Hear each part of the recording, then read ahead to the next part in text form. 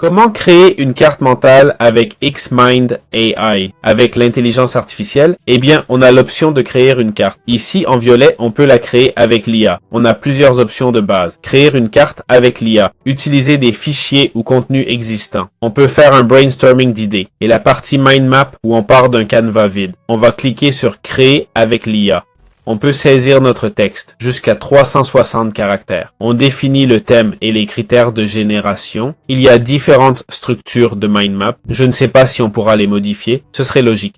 Ça permet aussi de détecter la langue. On peut le faire à partir d'un site web ou d'un document qu'on télécharge. La taille maximale du fichier est de 50 mots. J'ai vu d'autres outils comme Mapify limités à 10 mots. C'est vrai que c'est un peu restrictif.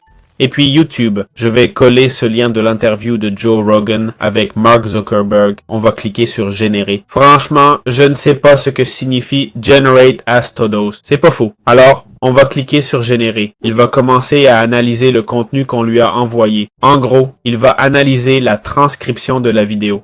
La vidéo, je dois préciser, dure 3 heures. Ok, elle dure 3 heures. Je veux voir comment il fait cette carte mentale. Car la carte de Mapify était limitée pour 3 heures de contenu. Je ne sais pas si c'est par manque de crédit ou si j'ai simplement épuisé mes options. Ça m'agace. Comme vous le voyez, il commence à créer la carte. Attendons qu'il termine. Tiens, ça s'est terminé plus tôt que prévu. Je sais que je suis exigeant en postant une vidéo de 3 heures. Mais là, il n'est allé que jusqu'à la 42e minute. C'est peu. Même pas la moitié. Voyons ce qu'il nous propose. Il résume l'intro, mentionnant les sujets abordés. Confiance, info, modération des réseaux, santé, avenir du contenu, etc. Je pense qu'il s'en sort bien. Bon, voyons voir. J'ai pas vu le podcast, mais bon, vu comment cette vidéo a été faite avec d'autres outils d'IA et tout, ils font tous un peu pareil, je vais pas mentir.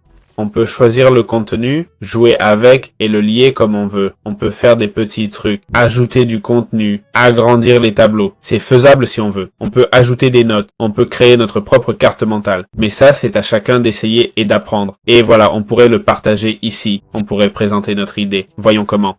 Ah ouais, voyons.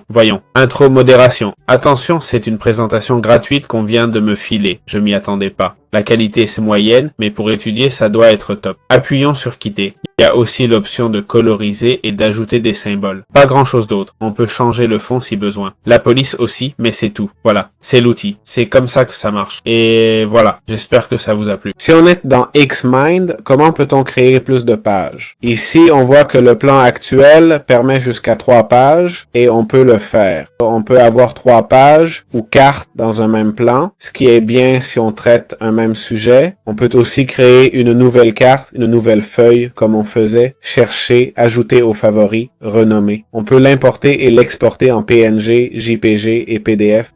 Je ne sais pas s'il y a des limites, je vais essayer en PNG. Ça va me montrer la carte actuelle 100%, option, fond transparent. Il faut payer pour enlever le logo Xmind. Voyons comment se passe l'export, juste pour vous montrer. Voilà, le texte est peu lisible car j'ai choisi un fond transparent. C'est comme ça qu'on peut utiliser cet outil.